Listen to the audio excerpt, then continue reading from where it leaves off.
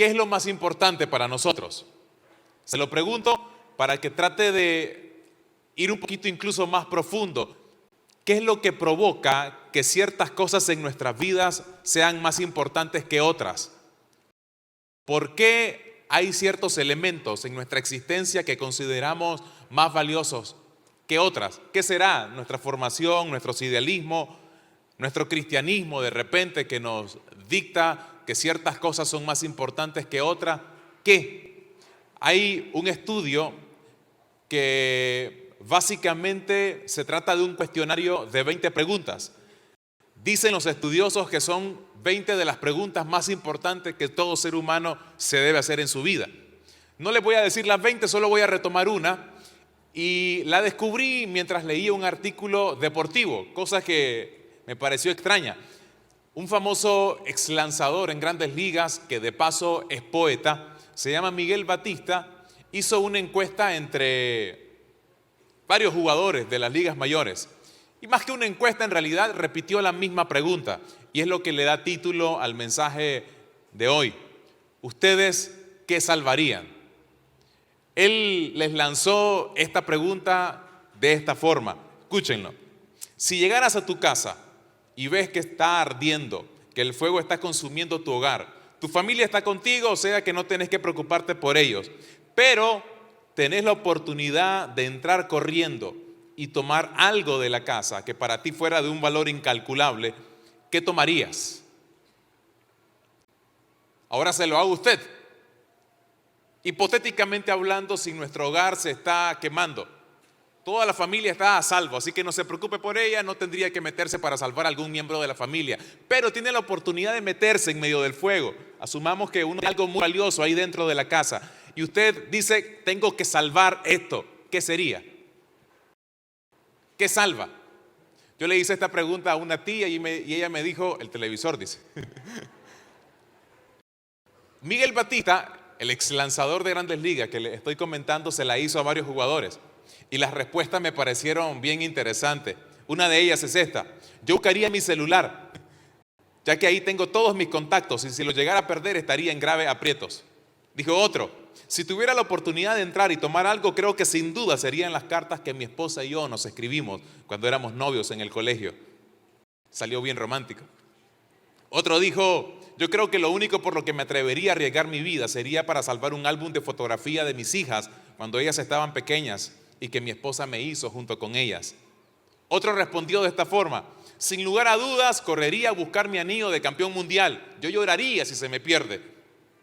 Uno de los que me pareció más bonito fue el siguiente: yo no lo pensaría dos veces, dijo este jugador. Iría corriendo y buscaría mi primer pantalón jean que me puse en toda mi vida.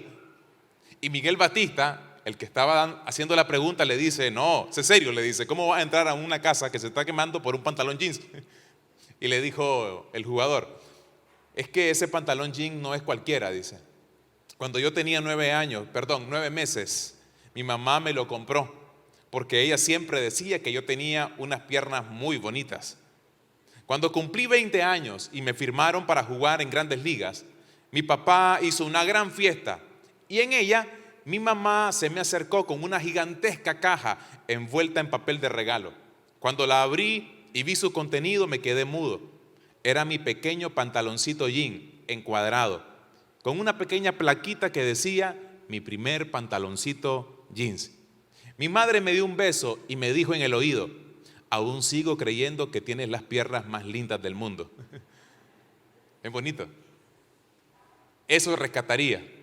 Otro, y el último que les comparto, dijo esto: esto quizás te parezca absurdo, pero yo entraría a buscar una tarjeta de aniversario que me regaló mi esposa cuando cumplimos nuestros primeros 5 años de casado. Mi esposa pasó mucho trabajo conmigo cuando yo estaba en las ligas menores. Muchas veces tuvo que dormir en el suelo conmigo en el apartamento porque teníamos que esperar que me pagaran hasta el día 15 para poder tener dinero para rentar los muebles. Es una tarjeta muy especial para mí, está llena de dibujos de una pareja de esposos que pasan por muchas vicisitudes. Se ríen, pelean, lloran, lavan los platos juntos y al final del día se duermen abrazados. La tarjeta dice: cuando empecé contigo solo teníamos amor, no teníamos riqueza, solo fe en ese amor. Pero aunque pasamos momentos de mucha tristeza y dolor, hoy te puedo jurar que no me arrepiento, mi amor. Eso sería lo que yo rescataría, esa tarjeta, dijo el jugador. Se la vuelvo a hacer usted. ¿Usted qué salvaría? Piénselo. Es más, para ser todavía más puntual, el año está terminando. Independientemente de que estemos o no terminando, de todas formas la pregunta me parece válida. Pero usted, ¿qué salvaría de este año? ¿Qué cosas buenas salva? Si tuviera la oportunidad de escoger entre lo bueno, lo mejor, lo no tan bueno, ¿qué cosas elige de todo lo que vivió durante estos 12 meses? ¿Qué haría? Este año probablemente le dejó algunos buenos momentos y me puse a escribir algunos. De repente hubo algunos que se casaron acá. Lo que les dejó el 2019 fue una esposa, un esposo. Otros comenzaron a tener novia, a tener novio y por fin rompieron la larga sequía de no tener relación. Otros lograron promocionarse, ya sea de secundaria o lograron graduarse de la universidad. Otros vivieron la unión, la reconciliación de sus padres que estaban separados por un tiempo y volvieron a unirse en el amor, etcétera. Tuvieron relaciones de amistades muy buenas, conquistaron un sueño, alcanzaron un trabajo X o Y. Qué buenos recuerdos les dejó este 2019. Ahora la pregunta también iría en el otro sentido. ¿Qué malos recuerdos le dejó? Algunos quizás enterraron a un ser querido. Otros perdieron un trabajo como parte de lo que se está viviendo en el país. Otros a lo mejor no han logrado despegar en el negocio que tienen. ¿Qué les dejó este año?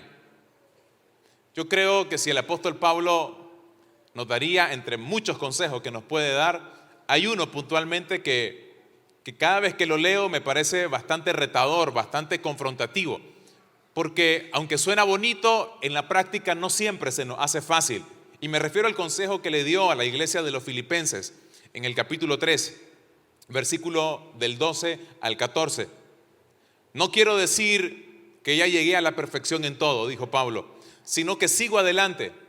Estoy tratando de alcanzar esa meta, pues esa es la razón por la cual Jesucristo me alcanzó a mí. Versículo 13.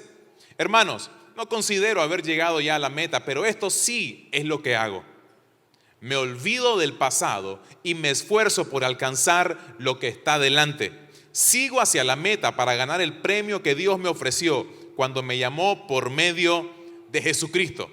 El consejo me parece bastante genial. Una cosa sí hago, me olvido del pasado.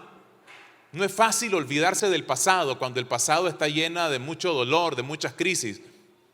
No es fácil olvidarse de un 2019, cuando a lo mejor este 2019 te dejó la quiebra de un negocio, cuando a lo mejor el 2019 te dejó la separación del cónyuge, de un hijo, la muerte, la crisis, etcétera. Hay una serie de cosas que impiden que pareciera casi difícil, si no es que imposible, olvidar un año que a lo mejor fue muy doloroso. Yo pienso que puntualmente hay 3 razones por las cuales se nos hace difícil vivir la vida tratando de recordar solo las buenas cosas y tratando de dejar atrás lo malo. Y cuando digo esto no me refiero a tratar de formatear nuestra mente sin pensar en aquellas cosas malas que nos han sucedido, sino que a pesar de lo malo poder extraer lo bueno de eso y sacar una lección. A pesar de que tal vez el 2019 no fue tan bondadoso conmigo, tal vez no fue tan noble, pero aún en medio de la crisis, aún en medio del desierto, puedo reconocer la misericordia de Dios, la gracia de Dios y el favor de Dios. Y yo creo que todos nosotros, al igual que Israel, aún si estamos atravesando un desierto, siempre hubo maná todos los días, siempre sacó agua de la roca, siempre hubo sustento, ¿sí o no? Independientemente de lo difícil que haya sido este año, en el caso de los que tuvieron que pasar por un año muy complicado. Pero hay 3 cosas que yo creo que nos las complica más. Número 1, lo tiene en pantalla, la amargura. La amargura se los comparto porque casi siempre tenemos el hábito o la tendencia de cargar con sentimientos congelados en nuestro corazón. ¿A qué me refiero con sentimiento congelado? A un rencor no resuelto, a un perdón que no es soltado, una relación que no es restaurado, ya sea con papá, con mamá, con la esposa, con los hijos, etcétera. Se va a acabar este año y todavía no he tenido la capacidad para saldar las cuentas con la persona con la que todavía tengo algo aquí en mi corazón. Y cuando yo no soy capaz de resolver la amargura, difícilmente voy a recordar las buenas cosas que este año me dejó, a pesar de que yo crea de que no hubo muchas, pero sí hubo muchas. Sí hay buenas cosas. ¿Saben por qué? Porque la vida nunca es solamente buena o solamente mala. La vida siempre nos da los dos ingredientes y casi siempre, por no decir siempre, lo dan a la vez. Lo que pasa es que a veces tiene mayor énfasis las cosas buenas o las cosas malas, pero no significa necesariamente que solo estoy viviendo todo lo malo. Aun cuando yo piense que solo estoy viviendo lo malo, hay cosas buenas. Aun cuando crea de que solo dolor me tocó en este año, hubo momentos de sonrisas, hubo momentos para poder reconocer de que Dios estuvo conmigo, etcétera. Pero necesito, número uno, soltar la amargura. Necesito aprender a perdonar, a viajar libre en el corazón de cualquier conflicto interno con cualquier persona. Eso es lo primero que nos impide poder olvidar el pasado. Esto es lo segundo, las frustraciones. Cuando hablo de frustraciones me refiero a metas no alcanzadas. Un año en el que nos propusimos, se lo voy a poner todavía mucho más sencillo, mucho más práctico, bajar 20 libras, en el caso de los que querían bajar, ¿verdad? Porque este servidor, si bajos el espíritu, le hablaría a ustedes. Yo soy un hombre muy espiritual, tengo poca carne. Pero algunos quizás comenzaron este año proponiéndose bajar de peso y no lo lograron. Y quizás el no alcanzar una meta como esa les frustra, les hace sentir mal. Digo en algo que tal vez no es de valor eterno, pero piensen por un momento en que tuviste un sueño al comienzo de este año y no lo alcanzaste. Quisiste aplicar a un trabajo y ni siquiera te tomaron el currículum, los documentos. Y pareciera para algunos que este año fue un desperdicio, porque no se logró nada. Y no solo en términos de proyecciones, de proyectos de vida, sino incluso en términos de santidad.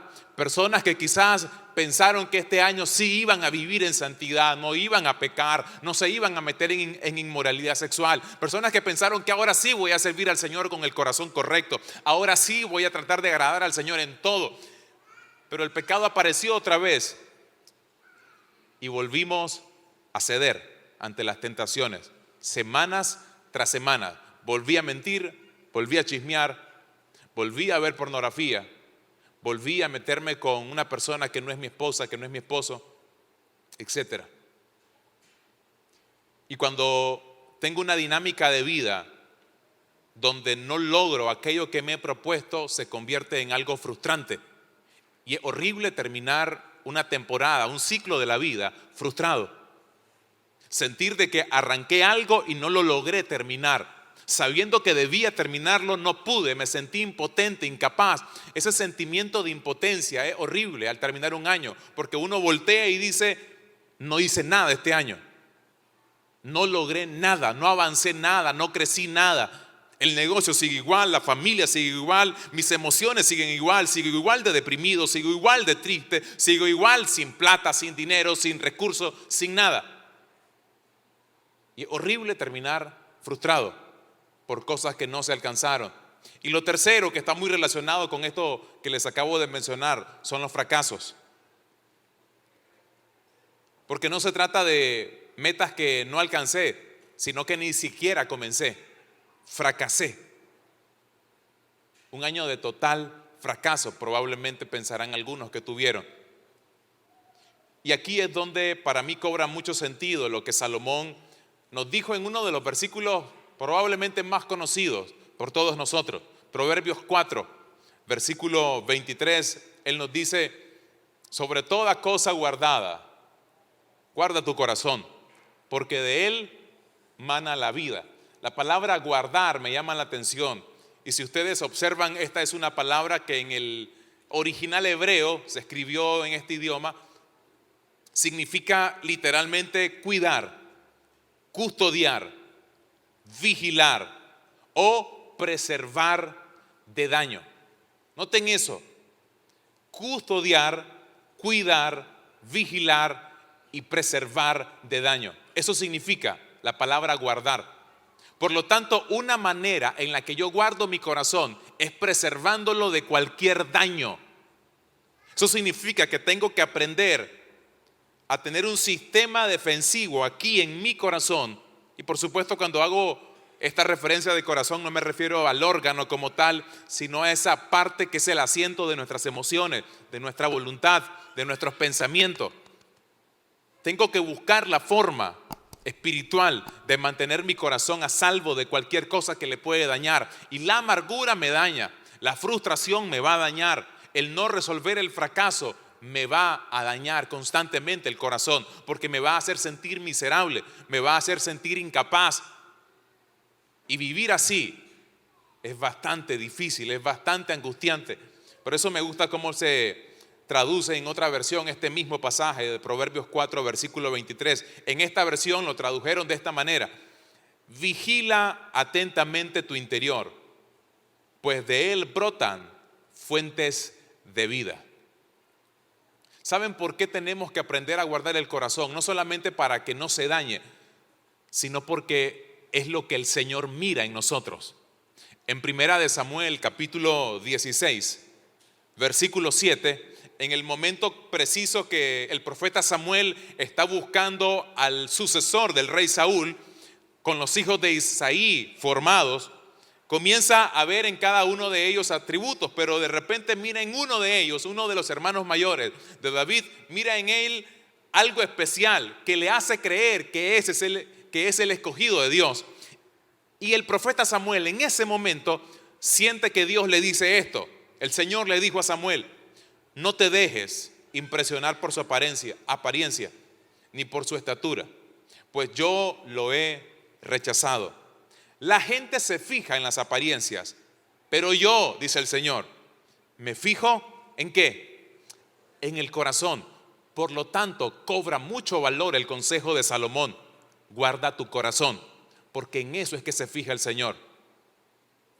Y aquí la palabra fijar, el verbo que usa el escritor de este libro de Primera de Samuel 16, versículo 7, cuando dice yo me fijo, esa palabra fijar, observa en pantalla lo que significa: observar, conocer, examinar, escoger. Esta última es la que me llamó la atención. Escoger. Cuando Dios se fija en mi corazón, lo que está, entre otras cosas, haciendo es ver si me puede escoger como un instrumento. Porque el Señor, recuerde esto, Él me aprueba dependiendo de la condición de mi corazón. No por mis facultades, no por mi talento, no por mi don, no porque parezca algo, porque no es la apariencia lo que sorprende al Señor. No tengo nada que lo pueda sorprender. Nada. Ni plata, ni recursos, ni talento, ni dones, nada de lo que yo soy. Para la gente lo puede sorprender a Él. Absolutamente nada. Solo hay algo que a Él lo conmueve, y es el corazón. Y a partir del corazón de una persona es que Él toma decisiones de qué va a hacer con esa persona. ¿Cómo está su corazón? Por lo tanto, es una pregunta importante. ¿Cómo está mi corazón? En este año su corazón, ¿cómo va a acabar? ¿Frustrado? ¿Triste? ¿Va a seguir en la misma vorágine de depresiones? ¿Va a seguir en el mismo ciclo de sentirse incapaz, de sentirse impotente? ¿Cómo está su corazón? ¿Todavía va a tratar de seguir pensando si perdona o no perdona a la persona que le ofendió? ¿Si suelta o no del corazón a esa persona? ¿Cómo va a cuidar su corazón? Y le quiero dar 3 consejos de cómo lograrlo. ¿Cómo mantengo vigilado mi corazón? Número 1, trayendo orden. Es lo primero.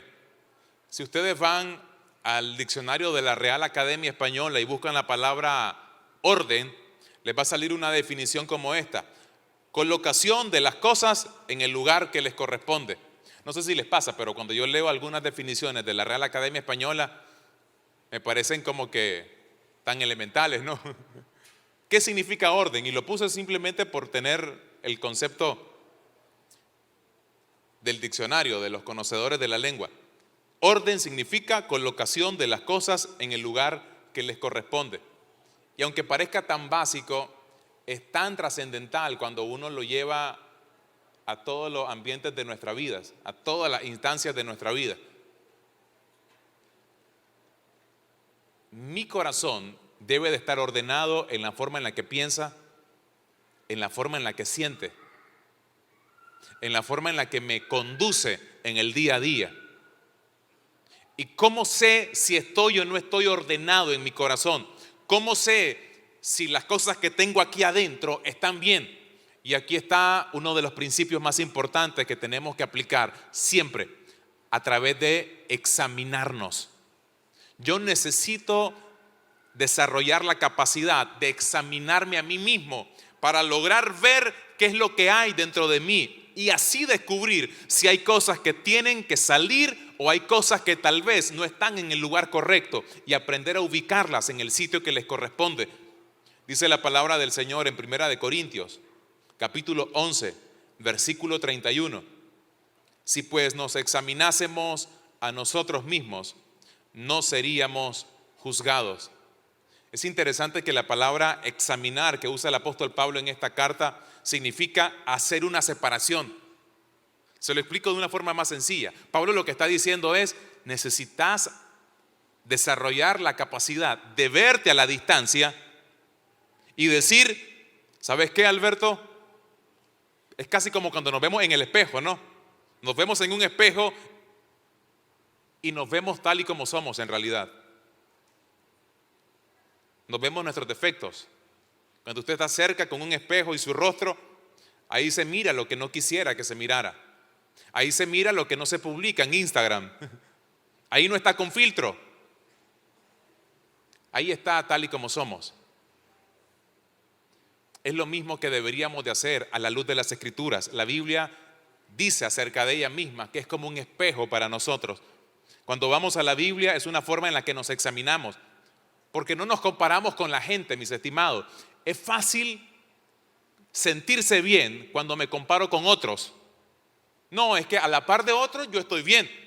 Sí, pero es que mi estándar para compararme no es la gente, es Cristo. Y cuando me comparo con Cristo me doy cuenta que hay muchas cosas que no están en orden. Cuando me comparo con Cristo me doy cuenta de que hay muchas formas de pensar que no deberían de estar ahí. Muchas formas de sentir que no deberían de estar ahí. Tengo que aprender, por lo tanto, a examinarme. ¿Cómo estoy? Y no siempre es sencillo, porque nuestro ego, nuestro orgullo nos impide poder ver los defectos que aún tenemos, las cosas que no están en el lugar correcto. Mis pensamientos están en orden, mis emociones están en orden, mi matrimonio está en orden, están en orden en realidad las cosas en la casa, está en orden la relación con mis hijos. Necesito aprender a ordenar. Ese es el primer consejo. El segundo es el siguiente. Necesito limpiar. Para guardar mi corazón se tiene que hacer limpieza. ¿Saben por qué? Porque puede que las cosas estén en el lugar correcto, pero estén sucias. Y sucede en la casa. En la casa puede que yo tenga el artículo X o Y en el sitio adecuado, pero está sucio, está lleno de polvo. Puede que yo tenga el comedor en el sitio que corresponde, la cocina en el sitio que le corresponde, pero esté sucio. Y no solamente basta que las cosas estén en el lugar correcto, es necesario que estén limpios. La pregunta es, ¿cómo limpio mi corazón? ¿Y qué tengo que limpiar en realidad? Hay dos cosas que tengo que limpiar en mi corazón. Número uno, mi mente. Tengo que aprender a limpiar la forma en la que yo estoy pensando. El profeta Jeremías, en el capítulo 4, versículo 14 del libro que lleva su mismo nombre, dijo lo siguiente: Jerusalén, todavía puedes salvarte. Solo tienes que quitarte de la mente todos esos malos pensamientos. Solamente. ¿Hasta cuándo vas a dejar que esos pensamientos te dominen? ¿Hasta cuándo? Aquí es cuando entra el factor dominio propio, autocontrol. ¿Hasta cuándo va a permitir que ciertos pensamientos le estén gobernando?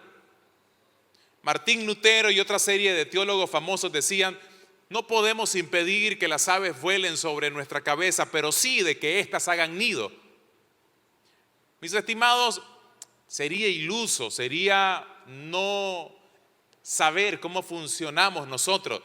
El ser humano sí o sí va a tener pensamientos incorrectos, nos van a aparecer, van a volar sobre nosotros, van a venir, porque somos errados, somos fallados, por naturaleza pecadores. Pero no significa que eso es razón para permitir que eso se establezca en mi mente y me dominen y me hagan tomar decisiones en base a esos mismos pensamientos. ¿Hasta cuándo, dice el profeta, hasta cuándo vas a dejar que esos pensamientos te dominen? ¿Hasta cuándo va a permitir que los pensamientos estén ahí diciéndole qué cosas tiene que hacer? Eso es lo primero que tenemos que aprender a limpiar en nuestro corazón, la mente. Lo segundo es nuestras palabras. Pablo dijo a Timoteo en la segunda carta que le escribió en el capítulo 2, versículo 16: pero evita las palabrerías vanas y profanas. Observen esas dos palabras: vanas y profanas. ¿Sabe cómo se contamina mi forma de comunicarme? Cuando tengo estos dos ingredientes, lo vano y lo profano. La palabra vana que usa aquí el apóstol Pablo significa pláticas acerca de temas irrelevantes. Pláticas acerca de temas irrelevantes. Es decir, conversaciones que ya no están edificando, que no me ayudan, que no suman. Y no significa que voy a estar predicando cada vez que estoy hablando, por supuesto, porque aún reírse y entretenerse es edificante. Pero llega un punto donde no puedo pasar toda la vida de esa manera tampoco. Hay un momento donde yo tengo que aprender a descubrirme, a examinarme. Otra vez vuelvo a la palabra, a examinarme y pensar: ¿la forma en la que yo estoy hablando realmente es vano? La palabra vano también tiene que ver con vacío, vanidad, sin sentido. Lo que digo en realidad tiene un peso, importa, o comienzo pláticas por comenzarlas sin tener ningún propósito más allá. Y lo profano es todo aquello alejado de la santidad. Por supuesto, esto todavía es mucho más sencillo de ilustrar. Es cuando yo digo cosas que jamás saldrían de la boca de verdaderamente un hijo de Dios. Si quiero terminar bien, mi estimado, necesito aprender a dominar lo que yo digo. Y para dominar lo que yo digo, tengo que aprender a limpiar lo que yo pienso. Por eso es clave este orden. Y lo tercero, ¿qué tengo que aprender a limpiar en mi corazón? ¿O cómo limpiar en mi corazón? Tengo que aprender a cuidarme de mis ambientes. Cuando digo mis ambientes me refiero a esos lugares donde yo me muevo, donde yo me desarrollo. En un trabajo, en una casa, dentro de las posibilidades que yo tenga. Dijo el apóstol Pablo en 2 de Corintios, capítulo 7, versículo 1.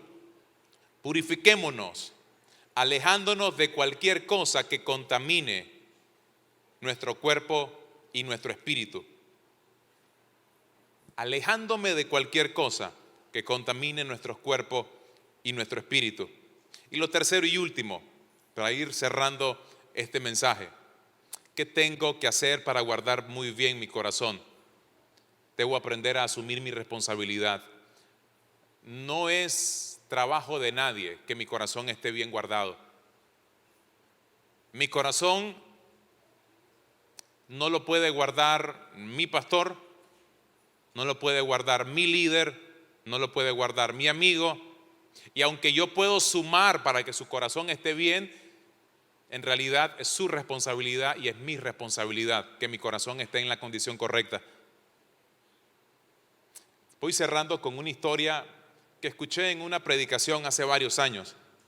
La busqué por internet, quería encontrarla, la hallé y se la quiero compartir. el predicador compartió una carta que a propósito ganó un concurso. Algunos creen que en realidad se trata de una carta, no creen, es casi seguro que se trata de una carta de la vida real. Me pareció bastante ilustrativa para lo que les quiero compartir. Escucha esta carta de un hombre que le escribe a la que va a ser pronto su ex esposa. Están en un proceso de divorcio. Y entonces le dice él: estimada Cristina, ayer recibí una misiva de tu abogado donde me invitaba a enumerar los bienes comunes con el fin de comenzar el proceso de disolución de nuestro vínculo matrimonial. A continuación te remito dicha lista para que puedas solicitar la certificación al notario y tener listos todos los escritos antes de la comparecencia ante el tribunal. Como verás, he dividido la lista en dos partes. Básicamente un apartado con las cosas de nuestros 5 años de matrimonio, con las que me gustaría quedarme, y otras con las que te puedes quedar tú. Cualquier duda o comentario, ya sabes que puedes llamarme al teléfono de la oficina de 8 a 4 o al móvil hasta las 11. Y estaré encantado de repasar la lista contigo. Se están dividiendo los bienes en el proceso de divorcio. Y él le dice cosas que deseo conservar. Que quede claro lo que me quiero quedar. La carne de gallina que salpicó mis brazos cuando te vi por primera vez en la oficina. El leve rastro de perfume que quedó flotando en el ascensor una mañana cuando te bajaste en la segunda planta y yo aún no me atrevía a dirigirte la palabra. Me quedo con el movimiento de cabeza con el que aceptaste mi invitación a cenar. La mancha de rímel que dejaste en mi almohada la noche que por fin dormimos juntos. La promesa de que yo sería el único que besaría la constelación de pecas de tu pecho. Me quedo también con las gotas de lluvia que se enredaron en tu pelo durante nuestra luna de miel en Londres. Y también me quedo todas las horas que pasamos mirándonos, besándonos, hablándonos y tocándonos. Y también las horas que pasé simplemente soñando o pensando en ti. Son las cosas que deseo conservar. Cosas que puedes conservar tú. Los silencios. Aquellos besos tibios y emponzoñados cuyo ingrediente principal era la rutina. El sabor acre de los insultos y los reproches. Te puedes quedar con la sensación de angustia al estirar la mano por la noche para descubrir que tu lado de la cama estaba vacío. Las náuseas que trepaban por mi garganta cada vez que notaba un olor extraño en tu ropa. También te puedes quedar con el cosquilleo de mi sangre pudriéndose cada vez que te encerrabas en el baño a hablar por teléfono con él. Las lágrimas que me tragué cuando descubrí aquel arañazo ajeno en tu ingle. Y te puedes quedar con Jorge y Cecilia, los nombres que nos gustaban para los hijos que nunca llegamos a tener. Con respecto al resto de objetos que hemos adquirido y compartido durante nuestro matrimonio, el carro, la casa, los muebles, te los puedes quedar todos. Al fin y al cabo solamente son eso, objetos. Por último, te recuerdo el número de teléfono de mi abogado para que tu letrado pueda conectar con él y ambos se ocupen de presentar el escrito de divorcio para ratificar nuestro convencimiento. Afectuosamente, Roberto. Evidentemente era un matrimonio que ya no tenía solución por causa de una aparente infidelidad de ella. Lo que me llama la atención es la capacidad que tuvo este hombre para decir: aún a pesar de que fueron 5 años donde yo te amé y parece que no fui correspondido, decido quedarme con lo mejor. Decido quedarme con las mejores cosas. A pesar, mi estimado, de que este año tal vez no fue tan bueno para algunos, quédese con lo mejor. Porque es probable de que ahí hubo lecciones para aprender. Hubo lecciones para acercarnos a parecernos más a Cristo. Y ¿sabe qué interesante? Esto lo hace el Señor con nosotros, lo hace conmigo. El Señor tiene la capacidad para quedarse con lo mejor de mí, a pesar de que sabe lo peor también. Si no, echen un vistazo a lo que dijo el profeta Isaías. en el capítulo 43, verso 25. Pero yo, que soy tu Dios, borraré todos tus pecados y no me acordaré más de todas tus rebeldías. O sea, Dios dice, ¿sabes qué, Alberto? El día que nos veamos cara a cara, yo soy Dios y sé todo lo que vos hiciste. Pero ¿sabes qué? Yo me quedé con el corazón arrepentido, con el corazón humillado. Y todo lo demás, ni me acuerdo. Tranquilo, no me acuerdo. No sé si a ustedes les daba miedo que el día que estemos delante del Señor, Él me saque todo aquello. Todo aquello que yo no quiero que nadie se dé cuenta. Y que ese día no me avergüence delante de muchos. Pero un corazón contrito y humillado provoca esto: borraré todos tus pecados y no me acordaré de todas tus rebeldías. Cuando el pueblo de Israel atravesó el río Jordán, no el mar, sino el río Jordán, liderado por Josué, en batalla a conquistar, en camino a conquistar la tierra que Dios le había prometido, Dios le pide algo a Josué. En Josué 4, versículo 1. Cuando todo el pueblo de Israel terminó de cruzar el Jordán, Dios le dijo a Josué: elige de 12 hombres, uno de cada tribu, y diles que vayan al lugar donde los sacerdotes se detuvieron en medio del Jordán, que tomen 12 piedras de ahí y las lleven hasta el lugar donde van a acampar esta noche. Josué llamó a los 12 hombres que había elegido y les dijo: vayan hasta la mitad del Jordán, delante del cofre del pacto de nuestro Dios, y saque cada uno de ustedes, observe estos detalles, una piedra del río, una por cada tribu de Israel, y échesela al hombro. Con estas piedras harán un monumento, y cuando sus hijos, en el futuro, cuando sus hijos les pregunten qué significan esas piedras, ustedes les dirán que cuando los sacerdotes entraron al río con el cofre del pacto, las aguas del Jordán dejaron de correr, se abrieron. Al igual que sucedió cuando atravesaron el mar, el río también se abrió, dio paso. Así que estas piedras les recordarán siempre a los israelitas lo que Dios hizo aquí. Usted decide con qué piedra va a recorrer su vida. ¿Qué piedras le van a hacer recordar lo bueno o lo malo? Dios le dice a los judíos, a los israelitas: apilen piedras, pero no para recordar lo difícil que fue el viaje, sino para que recuerden que en medio de lo difícil del viaje yo le abrí paso. Usted decide qué piedras va a apilar en su vida, qué piedras va a cargar. Hay piedras que hace rato debió tirar. Que no termine este año sin haber tomado la decisión de tirar algunas piedras que solo malos recuerdos están trayendo y dolor. No hablo de olvidar, hablo de seguir adelante, como decía el apóstol Pablo, y que a pesar de los fracasos, de las metas no alcanzadas, que a pesar de las heridas del alma y del corazón, yo no me detengo ahí, sigo avanzando al llamado que Dios tiene para mi vida. Amén.